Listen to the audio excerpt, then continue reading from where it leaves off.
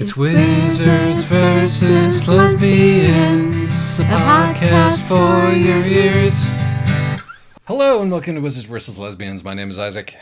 I'm Alexis. And I'm Leora. Yes, we are joined by our guest because this is another special bonus episode of the podcast. Yes, and today we are discussing the upcoming 2022 Hugo Awards. Hugo Awards. Which will be presented in Chicago soon, September 4th. Yes. I got to edit this one and get it up real quick, or else there will be no point whatsoever to us doing this. And our guest is Leora, who has read more of these books than either of us have. Yes, Leora Spitzer, like P.H. Lee, a science fiction fantasy author. I'm flattered to have that, like P.H. Lee in my bio there. Okay, so shall we talk about the Hugos? There will be spoilers in this podcast, but not too many major ones. Except one concerning King Arthur. Yes, let her rip. We don't have the usual things to get through, so let us just talk about what has been nominated. Yes, so we're talking about the Hugos because this is, once again, much like the last couple of years, a good Hugo year for Wiz-Les books. We're mostly, I think, going to be focusing on the novels, not so, and less on the, say, fan works. So I'm going to read the best novel nominees. Okay. So the first is A Desolation Called Peace by Arkady Martine. Yay! Yes! The second is The Galaxy and the Ground Within by Becky Chambers. The third, okay. and Isaac, you're going to be very excited about this, Light from Uncommon Stars by Rika Aoki. Fourth, A Master of Djinn by P. Jelly Clark. Boo! Fifth, Project Hail Mary by Andy Weir. Huh? Meh. And sixth, She Who Became the Sun by Shelley Parker Chan. Hooray! So that's pretty good. Yeah, that's 1, 2, 3, 4. 4 out of 6 that we have covered for this podcast. That we have covered for this podcast. I was going to assume that The Galaxy and the Ground Within also has some queer content, but I don't think it's. But Becky Chambers is mostly known for writing much more sort of heartwarming stuff. And thus it is probably not Wiz-Les. It is not Wiz-Les. I have read it. Also, I read the first book in this series and absolutely hated it. And thus, unless she writes like a classic Wiz-Les novel, we probably won't be covering her for the podcast. Gotcha. We're up from how many Wiz-Les novels were nominated at last year's Hugos? I can pull that up. I can also certainly pull that up. Memory Called Empire was, because that one won. I believe Harrow the Ninth. Harrow the Ninth was it says here the Network Effect won. Oh, Network Effect won. Effect won. Your Memory Called Empire won 2 years ago. 2 years ago. Memory Called Empire won 2020. What is time? This one, so actually last year was not as good a year for Wiz-Les, because last year we pretty much only had Harrow the Ninth. That's true. But the city we became was very queer people versus colonialism, but only 1 out of 6 protagonists was a lesbian. Close enough. Anyway, that was last year's. But and Empress of Salt and 2020 Fortune won for Best Novella. Right, which is great. Which is great, and we did it. But anyway, there's 4 out of 6 this year. We were right. The zeitgeist is zeitgeisting these novels all the way up us. Shall we talk about who we think should win out of these 6 books? Yes, let's talk about who we think might win and who we think should win. Congratulations on your prognostications. You wrote some stories that were pretty good. Okay. So I think She Who Became the Sun should win. I agree, actually. Out of these 6 books, I think that it is both the most interesting new book. Despite the fact that I love Light from Uncommon Stars, I'm aware that it is it has its problems. Right. And meanwhile, even though I was, quite critical of Light from Uncommon Stars on this podcast, I'm actually thrilled to see it nominated, because I think it's, weird and creative and ambitious, and I would much rather see messy, weird, creative, ambitious stuff that, kind of annoys me in places on the Hugo ballot than something that I think is just kind of, that, I thought was competent and entertaining, but kind of bland. How about you, Leora? Yeah, you've read more. You've read all of these except for Project Hail Mary, right? I have made an effort at reading all 6. I bounced off Project Hail Mary on page 2, which is not to say that it would be terrible, just that it was very much not for me. It opens with a dude being amnesic and naked in a hospital bed with a creepy AI, and it just wasn't for me. And I also have to say, She Who Became the Sun would be my pick. I loved Desolation Called Peace. I thought it was fantastic and interesting and great, but, I also feel like Memory Called Empire won, and that's fine. She already has a Hugo. She Who Became the Sun was just so interesting and so well written and so queer. And I really am interested to see where that world goes and how that story develops. Spoiler alert, it goes with the defeat of the Mongol Empire and the rise of the Ming Dynasty. Several hundred years later, the Ming Dynasty is going to fall to the Jurchens, who've renamed themselves the Manchus and declared themselves to be the Qing Dynasty. Well, I mean, that's what happened in I can keep going. No. I can keep going with the spoilers. The spoiler alert. I was thinking more how the marriage develops and that kind of thing. Yes, and the characters. What happens with the brother who gets, what's his name? The one who's really good at all of the him. Logistics stuff. Yes. Yeah, I really liked him. The token male and character. I'd like to see more. The token good male. There was character. also the good bandit bro. That book had, I'm a big fan of two bandit. acceptable men. In that book, I enjoyed Master of Jin, but for all of the reasons discussed on the podcast, I agree. It would not be my pick. I do not share Alexis's antipathy for Becky Chambers. I enjoyed The Galaxy and the Ground Within, but I don't think it comes anywhere close to what She Who Became the Sun was achieving. Excellent. Well, I'm delighted that we're all on the same page. So you heard it here. Wizles thinks that She Who Became the Sun should win the Hugo. Now, when the Master of Jin wins the Hugo, right. Right. Yeah, that was also going to be my prediction. I'm going to be particularly upset because I think I hated that book more than either of you two did. But yeah, no, honestly, when I was saying something that was competent and I enjoyed reading it but kind of bland, like A Master of Jin is that for me. Or presumably Project Hail Mary, I just not particularly interested in Andy Weir's whole thing. My favorite thing about A Master of Jin was all the descriptions of the extremely dapper suits and the very sexy dresses. And Kaiser Wilhelm showing up at the end as a good guy was extremely weird and strange. Yeah. But I did like the goblin on his shoulder. Yeah.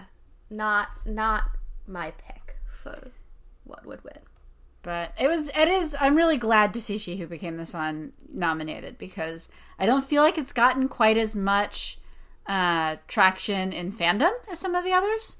And I mean, this is entirely based on how much fan art do I find when I search the fan art tags to post to our Tumblr. But so, I'm glad to see it getting some real recognition. Indeed. So what is Andy Weir's whole deal? Just for my information. Didn't he do The Martian? He did The Martian, which I did read. So he's fine. He has money. Yeah. Yep. Yeah, I mean, I think Andy Weir's whole deal is sort of good old-fashioned white male competence porn. That's certainly what The Martian was. I'm entirely basing this on The Martian. I haven't read Project Hail Mary, obviously. Fair enough. Well, which, I have nothing against.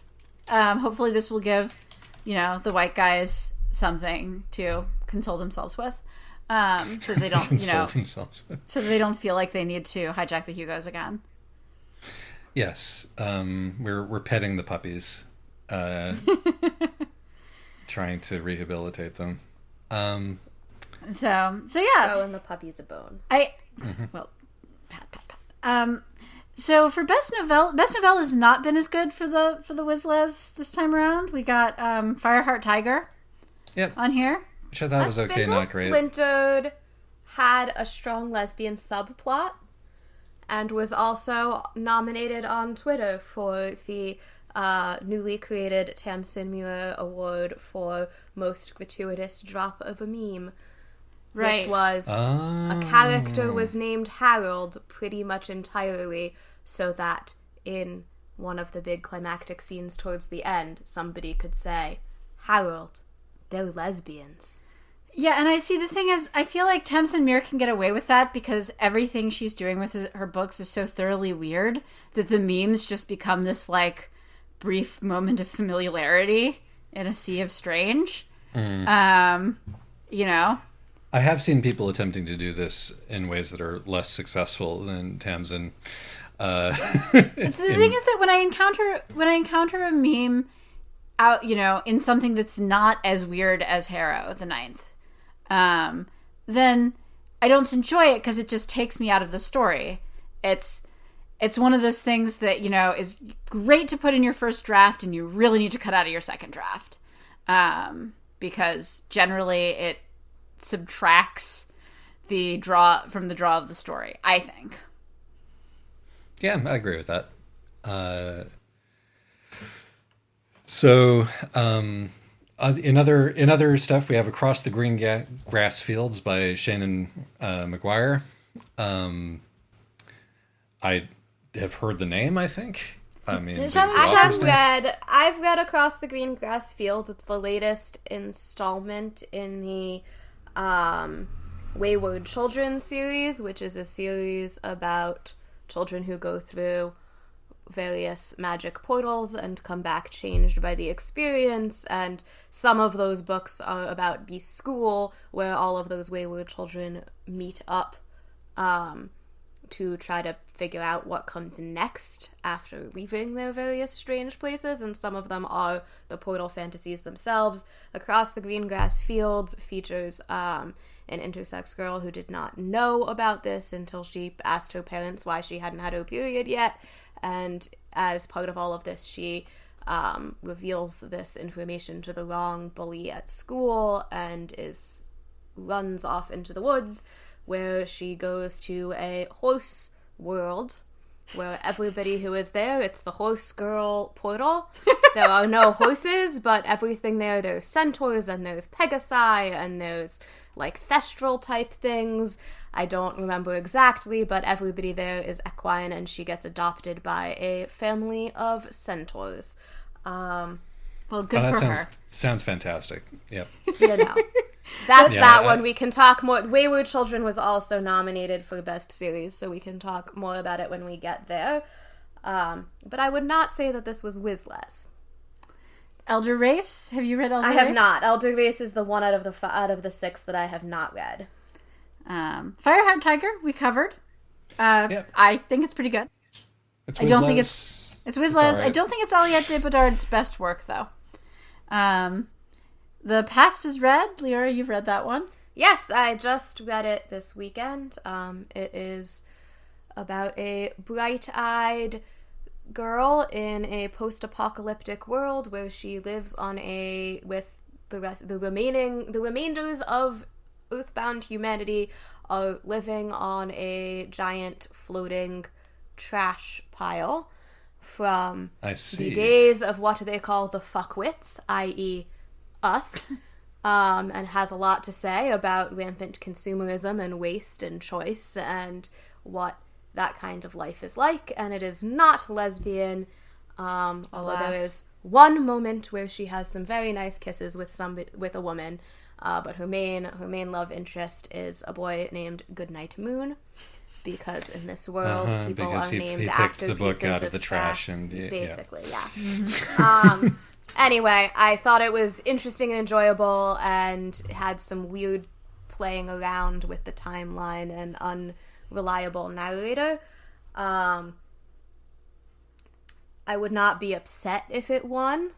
I thought that it did some really interesting things and had, some very pointed things to say about what life is like right now. Catherine Valente, I haven't read this, but I've read a lot of other stuff by Catherine Valente. Her stuff is always weird. Sometimes it's good weird or interesting weird. Sometimes it's just kind of strange. I read Space Opera by her, which is basically Hitchhiker's Guide of the Galaxy meets Eurovision. I think I heard of that and back when it came out. Very strange. I read my favorite thing of hers is the 2-volume The Orphan's Tales duology, which does have a lot of lesbians in it, but also it has nested stories, which, as we know from When the Tiger Came Down the Mountain, is something I really enjoy. Sure. Just as an aside, be careful about bonking the table. Sorry. That's okay. Then we have A Psalm for the Wild Built by, once again, Becky Chambers. I'm willing to accept that I'm just completely out of step with the zeitgeist on this one. But I did also read this one. I have historically liked Becky Chambers, although I have listened to Alexis's complaints and acknowledged their veracity. A Psalm for the Wild Built actually annoyed me in some respects. It's in a future where humanity came to the brink of unsurmountable climate change, and with the abandonment of their robots who were like, we're done with this, we're not interested in being your slaves, and they rethought their entire structure of society and now have what is an attempt at a climate-conscious, careful, semi-utopia future, and features a character called Sibling Dex, who is a monk and wants very much to hear crickets, and thus changes their life entirely to go wandering around giving people tea and searching to see if there are any crickets left in the wild, where they meet a robot and have a lot of conversations about philosophy and life. It annoyed me in that it had a real lack of religious diversity. Everybody, including the robots, had the same pantheon of the 4 deities that they really worshipped, and there's a bit where they find an abandoned temple and are it's supposed to be this great moment for them when they realize that the ancients also worshipped their gods, and I was like, oh, come on. Particularly because, if you put 2,000 years or 3,000 years of distance, then even if it was the same religion, it would be fundamentally very different. Yeah.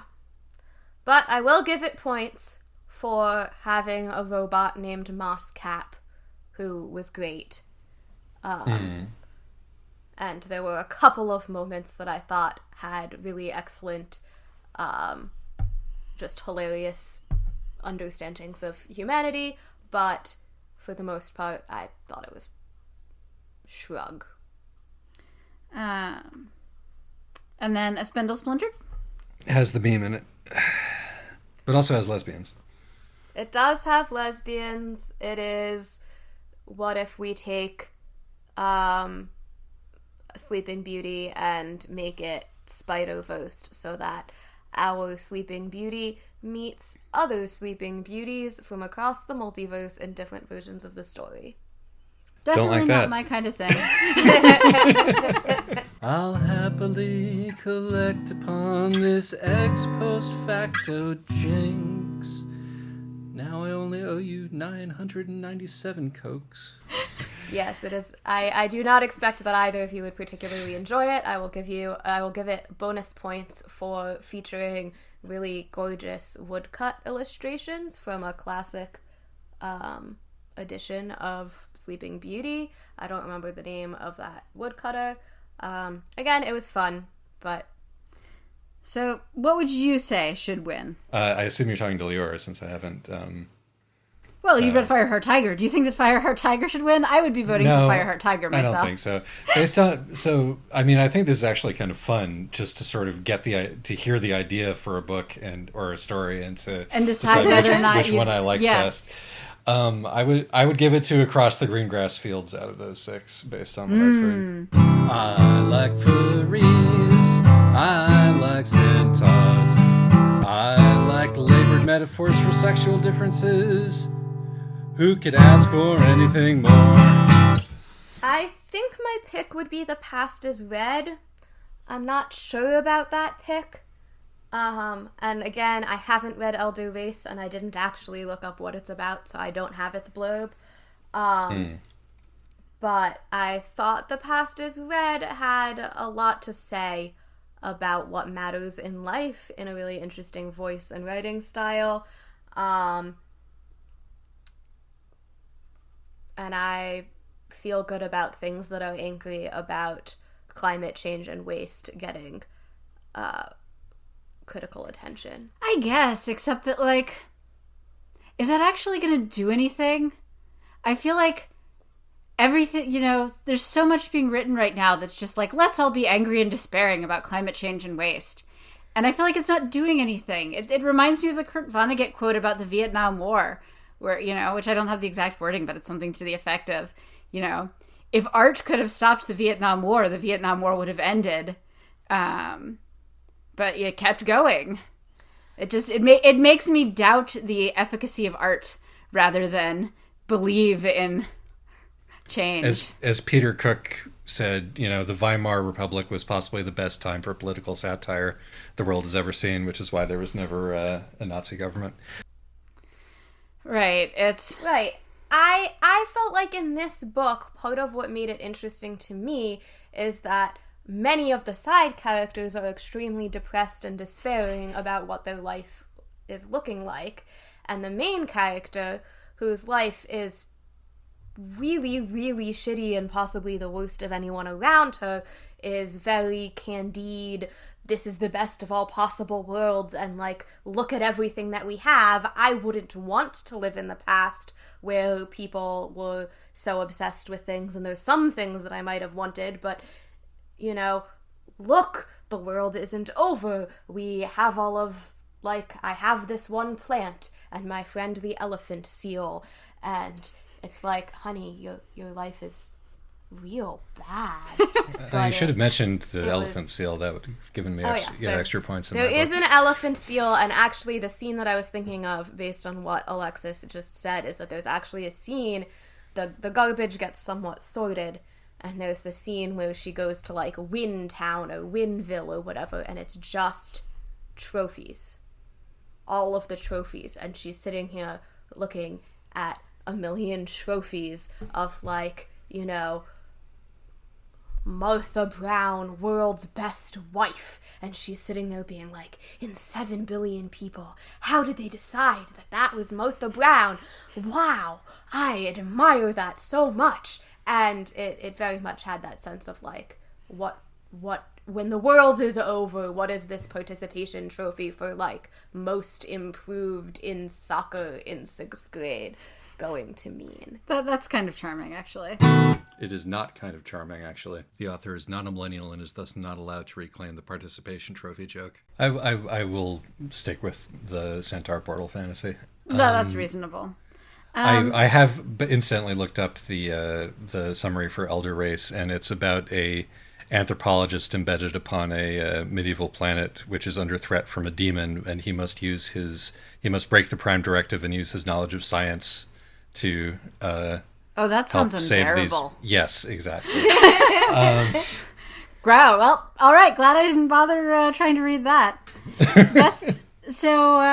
I didn't actually read any. I've only read 2 of the novelettes in Best Novelette. One is L'Esprit de l'Escalier by, again, Catherine M. Valente, which is an Orpheus retelling and is just kind of grim and sad. That's a funny Orpheus name retelling. To give an Orpheus retelling, at least. I'll give points for that. This is a Orpheus doesn't look back, and now he just has this dead wife hanging around. Yeah.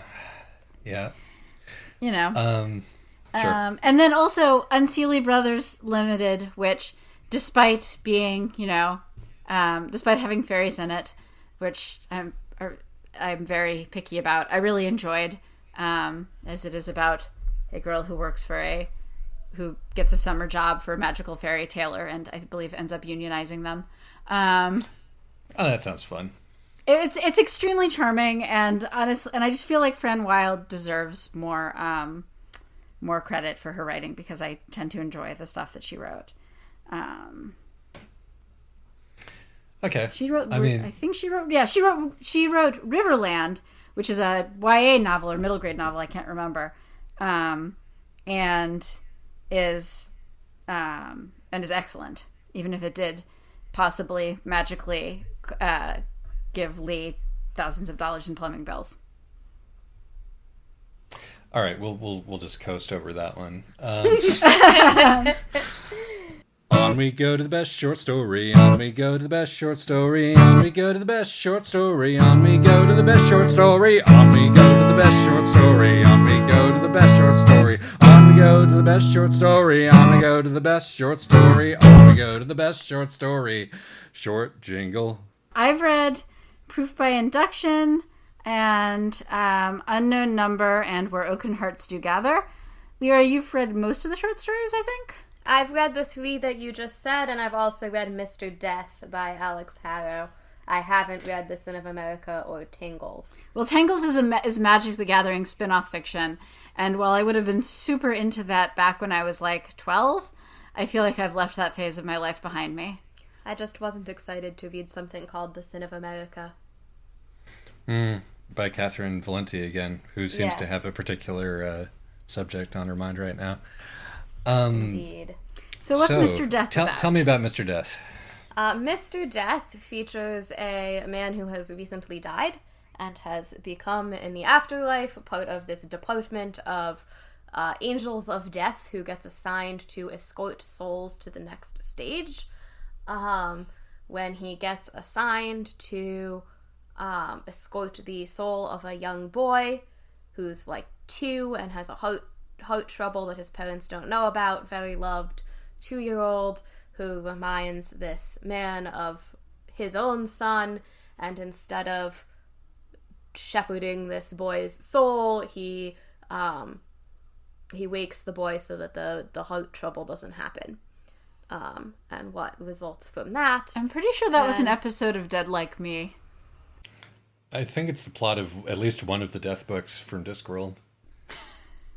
Yes. I've also Mort does feature a scene. In this one, it's a child, and then he does it. He gets reprimanded. He does it again the next time that this child's gonna have an issue. There's something with this that, like, if the kid gets too excited before he's able to get meds, if anybody notices that he's wrong, something could go wrong with his heart. All right. So the Grim Reaper must bore this child to make sure that he survives. He just, whatever. And then at the end, he is ready to be fired as an angel of death and will do whatever it takes, at which point he gets reassigned as a surprise. He thinks that this is going to mean him, actually dying and being sent off to the next stage. But in fact, he gets transferred to the Department of Life, where he has become a guardian angel. That sounds terrible. Yeah.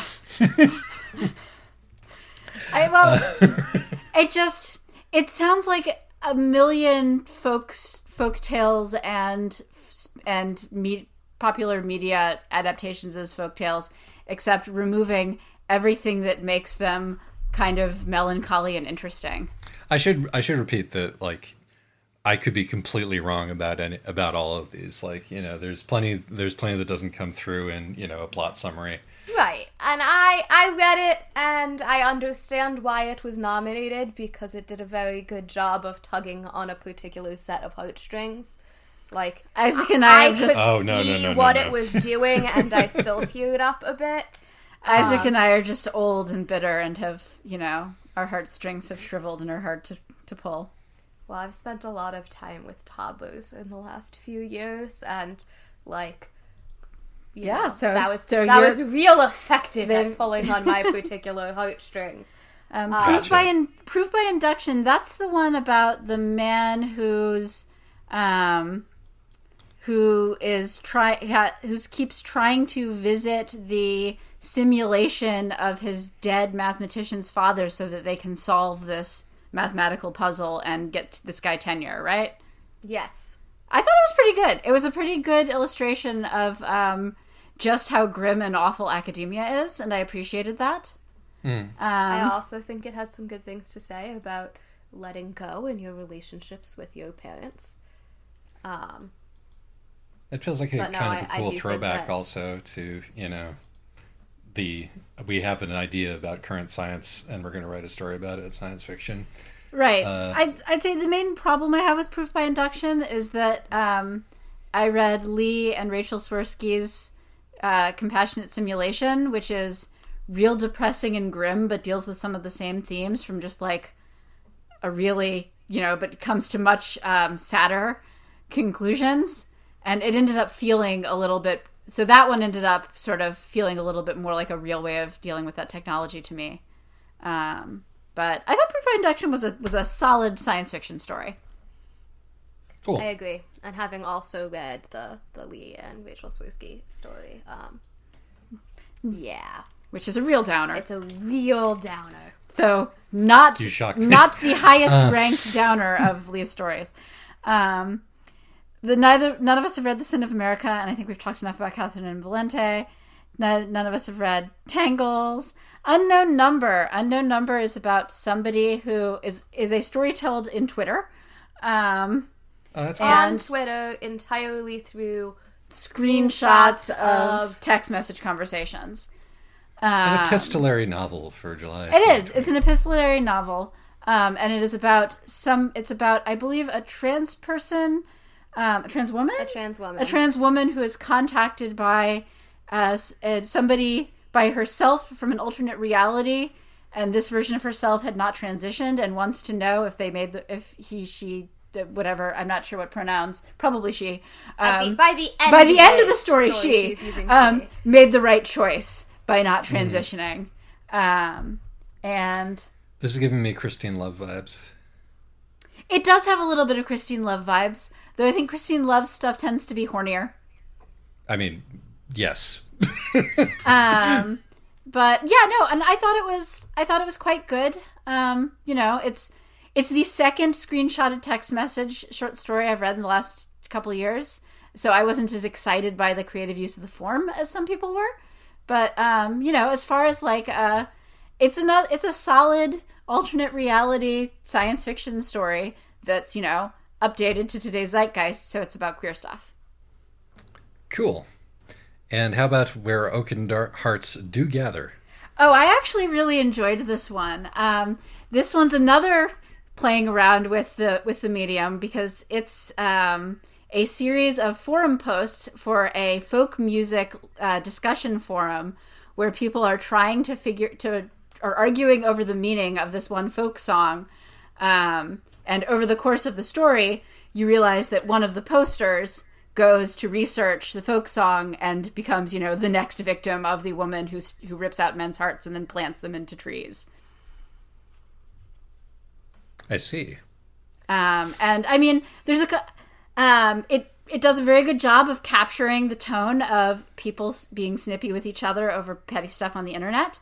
And at the same time, people finding community in really obscure places when they're just really excited to find somebody else who is excited about the obscure thing they're excited about. I'm sorry I said excited too many times in that sentence and it lost its meaning, but I think it did a really good job capturing both of those sides of the internet experience. Yeah. I think I liked this partly because it really felt like being a teenager on a forum in 1998 when you're like, wow, other people are into this one weird thing, and it's sort of where people are still pseudonymous, but at the same time you can, kind of start to track them down if one of them suddenly goes missing and everybody gets like it definitely captured the feel of an old-fashioned, blog comments or web ring type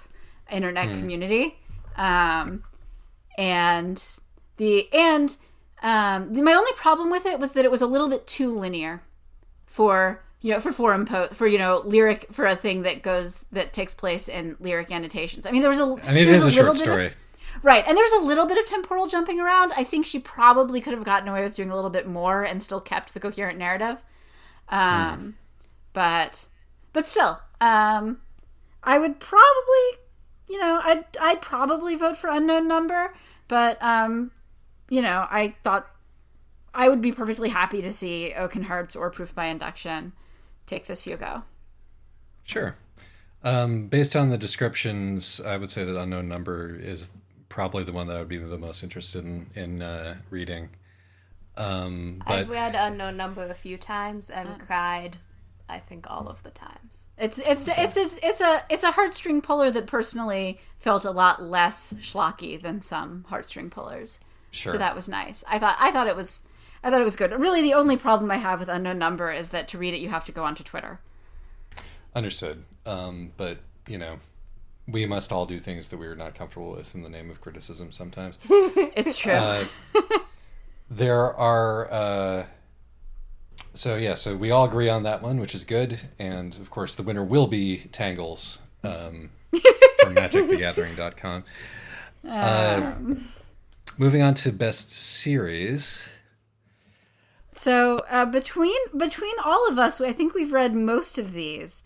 The Greenbone Saga, or at least one book in most of these. Because, Leora, you've read some of the Greenbone Saga, right? I read the first 2 out of 3 books in the Greenbone Saga, which is about magical organized crime, right? Yes, it's magical organized crime with Is it in Hong Kong or is it somewhere in? It's somewhere in the Sinosphere. It's definitely in the Sinosphere. I am not. I do not know enough about all of the places in the Sinosphere to really know where it is. Well, if you want to learn more about the Sinosphere, just wait. To you a whole lot. But if you wait 18 months, we have an entire book about theater across the diaspora coming out. I know a whole lot more than I did, 2 years ago before I started hanging out with you. Anyway, I did not read it because I don't like stuff that glorifies organized crime. That was my main complaint about it. I read the first 2. I had them both out from the library, and there were some things about the characterization that I enjoyed. There's a bunch of family drama. My favorite character died in the first book. My second favorite character had a really cool fight scene in the second book. That was a really, really well-written knife fight scene. I do like a good, well-written fight scene. The one side character had a good arc. Anyway, there weren't enough lesbians, first of all. And more importantly, perhaps, it really was way too complimentary of organized crime. It very much had a sense of the family will take care of you, and the whole society, structure of the island is about people really relying on their patrons and the Green Lantern men who are, the paying their dues to the family, and the family will be there for you. And some of that starts falling apart as the gang war escalates and the civilians are less safe. But I didn't buy it as a starting point, and it definitely had this sense of many of the main characters were really into these ideals of honor and what we owe the community and what's best for our nation, in ways that I just think are actually really harmful to talk about when it comes to organized crime. Okay. How about the Kingston Cycle? Who's read? So I've read the first book and a half of the Kingston Cycle. I keep meaning to finish the second book and probably read the third. It's fine. The first book is about a man from, not actually that young, from a upper class magical British family who has run away because anybody who can use magic has to be magically chained to a sibling or something. You know, and like so, you do. Yeah. like you do. Not necessarily a sibling, but they They also have a controller. Right. Sure. And so, and he falls in love with some fairy guy prince or whatever, and it's it's fine. It is, at least, if nothing else, it is British. It is sort of Anglophilic or yeah. but in a way that's at least somewhat critical of the British Empire, which is nice, including of class divisions and things like that. The second book is about the main character's sister, who I believe is going to end up with a scandalous muckraking lady journalist. So that one might be Wizles. The thing is, there were lesbians, but I don't remember any wizards. But I keep, honestly, I found them to be charming, but a little bit bland. And not very memorable. The first one was definitely gay men versus wizards. Yes. In particular, gay man number one's father. Yes. Who was just the worst. And had this kind of magical chain relationship with their mother, who tried to get free and instead died in a way that was very traumatic. Oh, you remember this book way better than I do. Hero. Plus, there are also fairies, and so there's some wizardy stuff going on with the fairies. Yeah. Then it turns out that the whole thing that is powering their land. You read through the whole book that it's this steampunky kind of everybody's on bicycles and there's aether going on, and you think that it's just being fantasy for electricity, and then it turns out that in fact it is all powered by the souls of the dead. Cool. Which is, yes. a good criticism of the British. I'm always up for that. Yeah, I mean, we've certainly been there before, but yes. So none of us have read Merchant Princes. Okay, I assume it involves Merchant Princes. Terra Ignota. Terra Ignota is a series that takes place in the future, and in this future, gender has been abolished, and it turns out that that classical gender, and in particular heterosexuality, is such a strong force that its revival may bring this society to its knees. What? Ada Palmer is a University of Chicago professor. Yes. Which should tell you everything that you need to know. This is a big idea novel. It's also, at least the first book, which is the one I've read, written in the style of Tristram Shandy. So it's written in the style of not a 19th century, but an 18th century British novel. So if you like that, and there's a certain kind of person who's going to, it's very smart and it's very well written in that way, but it's also kind of awful. I mean, the ideas are complicated, but they're bad. We'll put it that way. I remember you being really excited while you were reading it. It's clever. You know how I feel, how clever stuff tends to get me, but yeah.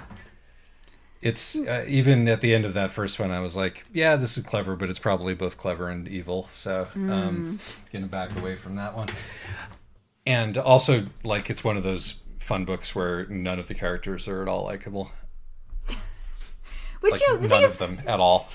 This can be, honestly. So part of the thing is that you can have, what I want out of a novel is where none of the characters are good and I wouldn't want to be friends with any of them, but they're still weirdly likable. That I think is a more successful version of that. Because you don't want to feel like you're just trapped in a room with, unbearable people. It's a lot of feuding very special Silicon Valley type families in that book. Oh, that sounds awful. Unbearable. Yeah. It's like you took a universe full of J.D. Salinger casts and made them fight. I like how you've described this in 3 different ways, each one worse than the way that came before it. Good, okay. I think you've done a very good job of conveying, which is great, because that was definitely the vibe I got when you were initially trying to suggest that I read this novel. years and years ago. It came out a while ago. What is when do series get nominated for Hugos? Do they have to be over? They definitely don't have to be over. At least one book in the series needs to have been published in the year that it gets nominated. Got it. And then we already talked about Wayward Children. And The World of the White Rat is by Ursula Vernon, and therefore I think it should win. The World of the White Rat is great. It is my pick for sure. This is a series of mostly extremely heterosexual romances, and yet Leora loves them, which definitely should tell you something. It is rare that Leora enjoys a heterosexual romance. But no, The World of the White Rat is just... It's Ursula Vernon, so it, involves a combination of extremely earnest, really likable characters with just some of the most bizarre, creepy stuff you can dream up. There followed a list of creepy things which I have excised for obvious reasons. Right, and they're all, books with the two genders, i.e. really practical, solidly built a stocky, practical woman, and a pretty noble, suffering man. There are only two genders in Ursula Vernon's, and this is great. It's the C.J. Cherry gender universe. No, because C.J. Cherry's women are ruthless. Okay, but these are usually women who are also very kind. These are usually women who are practical and kind, and in their late 30s, and divorced. And they're Digger from Digger by Ursula Vernon. They're very much like, and each one of them is different, but like that's the gender. Like Digger is that is the gender, and then the men are mostly paladins, and they're all very pretty, and they suffer nobly. And the great thing about the two gender system of Ursula Vernon's books is that she understands that these are the two genders. So when she writes the gay romance, it's between two men who are very pretty and noble and kind of stupid. Because, you can't have the short practical one, or it would be a heterosexual story. In Piper's defense, he's very smart about some things. Really, that's true of all of the men. They all have their own thing. But in the gay one, the one who isn't the paladin is a doctor who is actually, at this point, he does autopsies because he has the magic power of knowing how somebody died, of experiencing the final moments of somebody's life when he comes in contact with dead flesh. So he's a vegetarian as much as possible.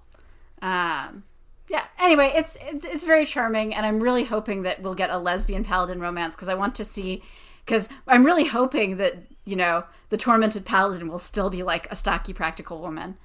Gotcha. So I assume that you were also on the Kingfisher bandwagon for this one, Alexis? Absolutely. Both of us, yeah. I was the one who was like initially telling you guys to read. It's true. I did originally read. I have now read all of the books in The White Rat. Which we should pause and say these are called The White Rat because the White Rat is one of the deities, and he's the god of lawyers. And lawyers are good in this universe. In this universe, it's the ones who like the White Rat. The priests of the White Rat are pretty much the main people, like, trying to make things somewhat better and, being the defense attorneys for all of the people experiencing police brutality and all of that kind of stuff. And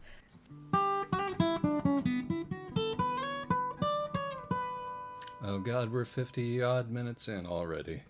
So I'm going to suggest that we skip from here all the way down to the Lodestar Award and then the Astounding Award. And yes, because I'm completely uninterested in most of this stuff. So we've got Chaos on Catnet, which is the sequel to Catfishing on Catnet. Iron Widow, which I'm very fond of, and I would like to do a special episode of, if I can only convince my friend, Professor of East Asian Studies, Bing-Yu Jung, to slog through the book and get... He keeps getting very upset about its characterization of Chinese history. Well, stay tuned. It's what if Tang Empress Wu Zetian were a mecha pilot. Yes, no, that's clearly made for you. Yes. And The Last Graduate by Naomi Novik. You've read the first book in this series? I haven't, actually. Oh. I own it. I just keep not getting around to it. It's Harry Potter fic in the sense of somebody read Harry Potter and went, but that's awful. That's, you should not treat your students that way. And so wrote a novel about how awful a school like that really would be. Yes. I mean, I'm down for that. It's a point that's been made many times, but yes. I think it cannot be made enough times. Yes. No, I plan to read it at some point. Redemptor by Jordan Ifueko. I have not read that. Have you? I have not. It's in the stack right there from the library. It's also the second book in a series. The first one is way better, and I believe it was also nominated. No, it's got a good cover. That's a solid. That's a solid cover. It manages to feel simultaneously with the zeitgeist, but also kind of like a throwback to the old fantasy novels of my youth. So, my notes on it say that it is high fantasy with excellent world building, family matters, intrigue, court politics, and a black main character. And I got those notes from the NPR book concierge. On my to be read list. That is what I know about it. A black woman is the emperor of this society, and or empress, I should say, and now has to descend into hell to save her country. I mean, that sounds good. Yeah, no, yeah. I'll totally give that a try. Next on the list is A Snake Falls to Earth, which... Although the cover gives me BioShock vibes, which could suggest... It gives steampunk. Me Mercedes... It could suggest steampunk, which is always unfortunate, but you never know. The next one is A Snake Falls to Earth, which, we were just talking about climate fiction that makes me just feel like this is pointless. And A Snake Falls to Earth is the opposite of that. It is set... it's a near future science fiction / fantasy, magical realism, where one of the main characters is a young woman who's attempting to deal with life in an increasingly unstable and scary climate. The other main character, who's a member of, is she Apache?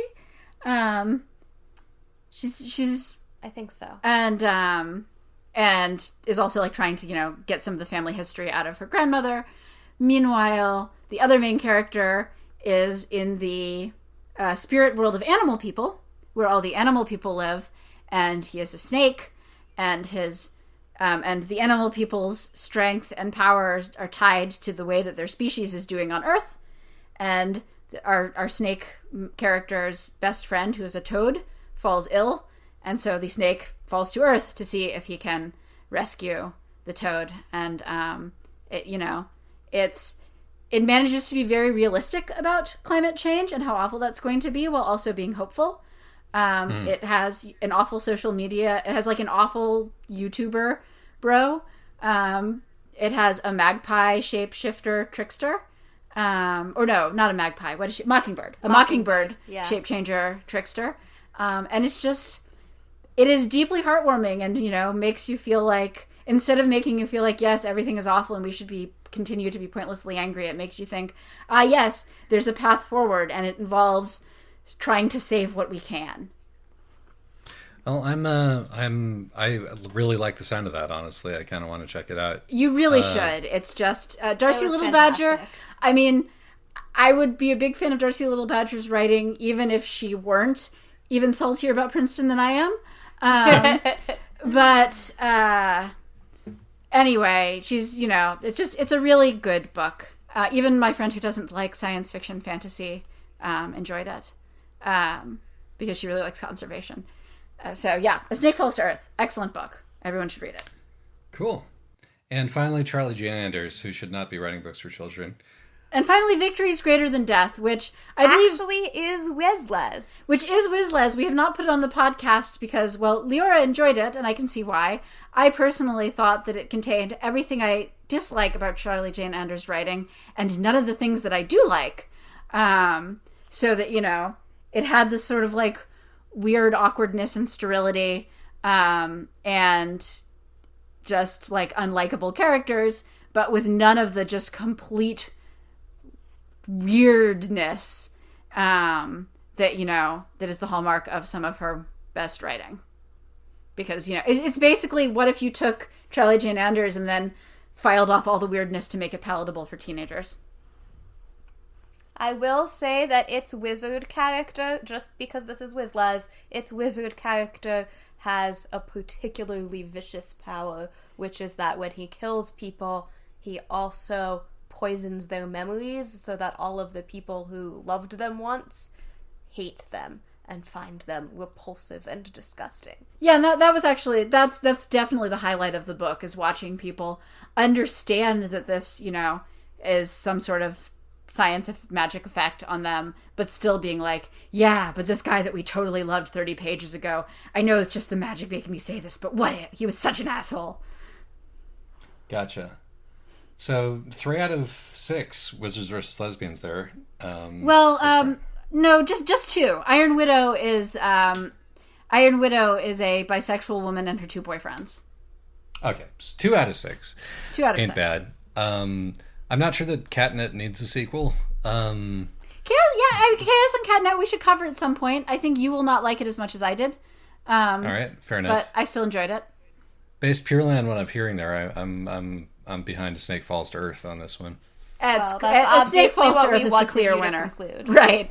I mean, I have to say, I really liked Iron Widow, because Iron Widow is bonkers, and it's angry. It's really furious. But like, it's really angry, but it's also willing to just sort of be gleefully horny.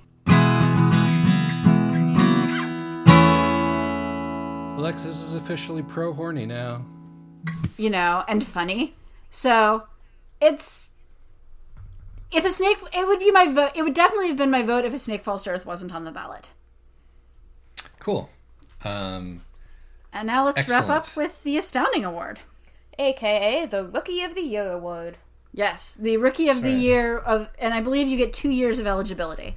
You do, yes. So we've already either covered or discussed 4 out of 6 here. Right, so the Rookie of the Year Award, you know, looking at this, you can tell that the up-and-coming writers are, you know, Wizlaz is strongly represented. So tell me about the ones that I don't know, who are Tracy Dion and Everina Maxwell. I have read... Have you read anything by them? Nope. Everina Maxwell is supposed to be, like, gay royalty in space, right? Yeah, so her debut novel was Winter's Orbit, which was marketed as Red, White, and Royal Blue meets Ancillary Justice. The strength of its comparison to Ancillary Justice, I read it. It was much closer to Red, White, and Royal Blue, but it is, which is about a romance between the president's son and a British prince, I believe. Yeah, so this is an arranged marriage between the Empress's grandson, playboy, good bro kind of guy, and his cousin's widower, who is some kind of nobility from one of their protectorate planets, and they get embroiled in a whole pile of political intrigue while navigating their own relationship, and I thought it was perfectly entertaining, but not a whole lot more than that. Meanwhile, Tracy Dion, her debut novel was phenomenal. I'm blanking on its name this second, but it'll come to me. Legendborn? Yes, Legendborn.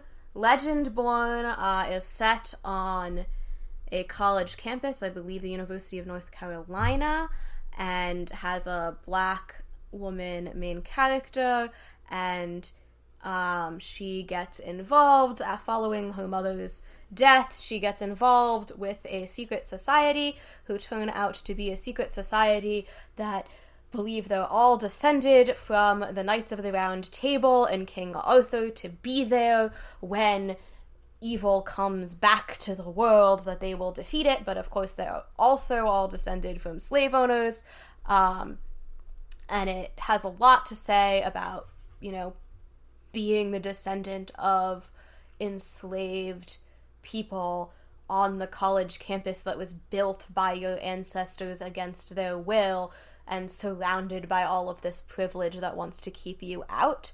But it's also, what if King Arthur were reincarnated as a black female college student? That's the big spoiler.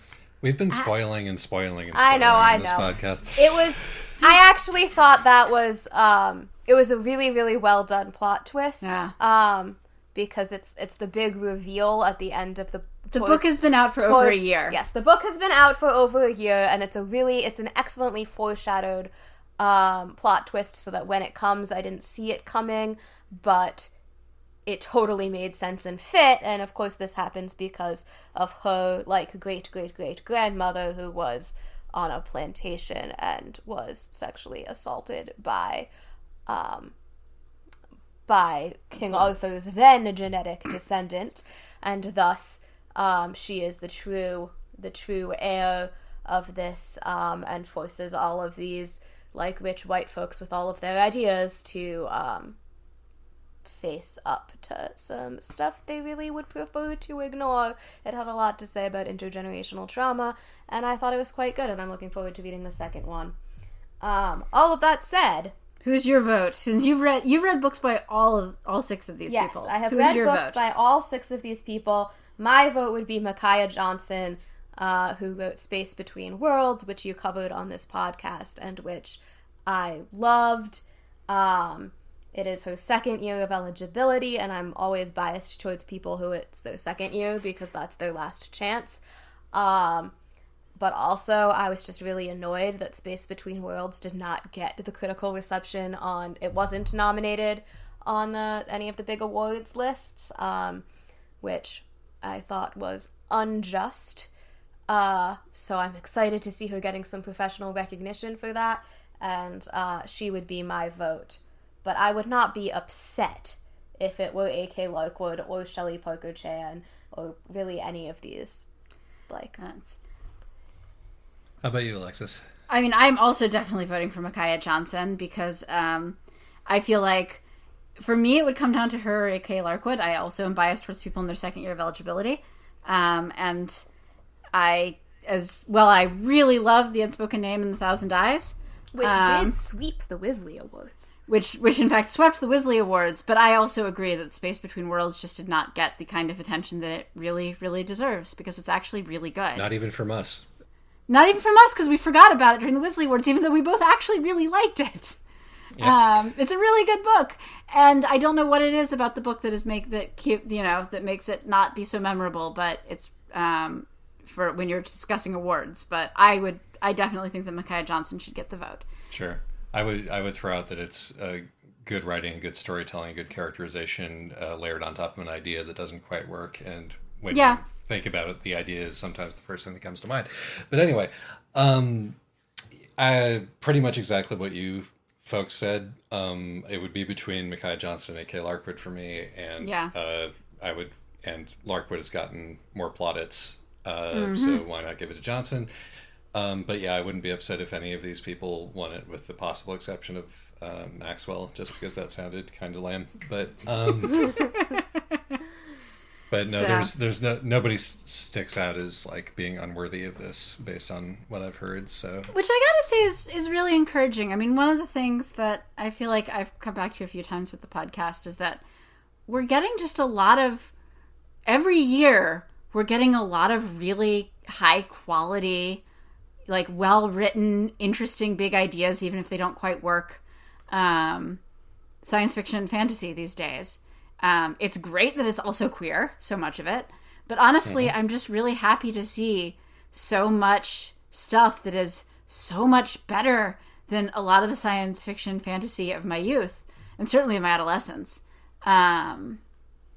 That, and I think it's particularly encouraging that the new writer slate is so strong and has been really strong the past few years. I mean, Tamsin Muir and Arcadia Martine aren't on there anymore, but like they've been in the past, I'm pretty sure. Yeah, I think they were on last year's. This is a really strong ballot, and not for nothing, it's also a ballot with multiple women of color. Yeah. Yep. And lots of lesbians. I think that, given where we were 5 years ago, things do seem to be looking up, both for science fiction generally and for this particular edifice. And so I'm happy to see it. Yeah. And I mean, it's 5 years ago, we still had Anne Leckie and Yoon-Ha Lee and plenty of other good stuff. It's just really nice to see that the groundwork that those authors laid. I don't have a concept of time. I meant 10 years ago. I think we may have actually had Anne Leckie 10 years ago or close to it. Oh, God, don't say that. It may have only been like 8 or 9, but 15 years ago. The state of speculative fiction 15 years ago was pretty grim. Yes. We've come a long way, and I'm old. But regardless, thank you, Leora, for joining us for this Thank you so pre-Hugo much roundup. for having me on. It has been delightful. I have been a loyal listener of this podcast from the beginning. And if you want to read Leora's writing, you can. She has short stories in It Gets Even Better and Xenocultivars, and she has a short story coming out in Choreo magazine for diasporic science fiction and fantasy. It has neither. It does not have our kind of wizards or anybody who identifies on the page as a lesbian, but it does have magical pickles. So Part of a fine tradition in this regard. All right. We will catch you next episode, because this is a bonus. I have no idea what that is, but you'll find out soon enough. Yes, you will. All right. It's probably going to be Last Exit. Bye.